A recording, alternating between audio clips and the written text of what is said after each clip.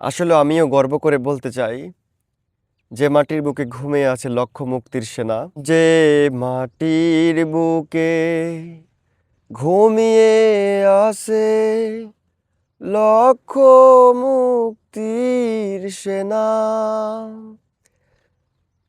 দে না তোরা দে না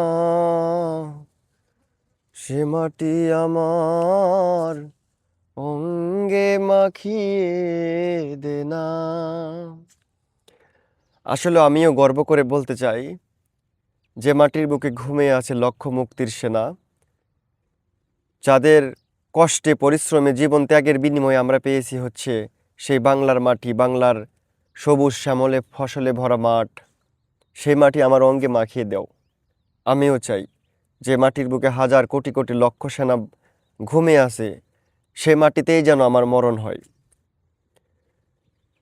আমাদের দেশ ছোট্ট একটা দেশ হলেও, ছোট্ট একটা মানচিত্র হলেও, সেখানে কোটি কোটি মানুষের জীবন ত্যাগের বিনিময়ে আমরা পেয়েছি সেই স্বাধীনতা।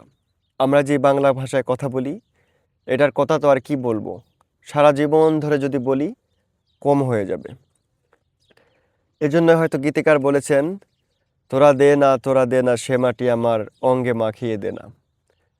রোজ যেখানে সূর্য ওঠে আশার আলো নিয়ে, হৃদয় আমার ধন্য হলো। আসলেই বাংলাদেশের মতো এত সুন্দর দেশ অন্য কোথাও নেই। রোজ যেখানে সূর্য ওঠে আশার আলো নিয়ে, অবশ্যই আশার আলো নিয়ে এক সময় ফুল ফুটবে। আর সবাই যারা বাংলাদেশকে ভালোবাসে, তারা সব সময় চায় সারা পৃথিবী ঘুরে ঘুরে এসে কোথাও যেন আমাদের কোনো ঠাঁই না হয়, আমাদের ঠাঁই যেন হয় বাংলাদেশে। আমার মতো অনেক প্রবাসী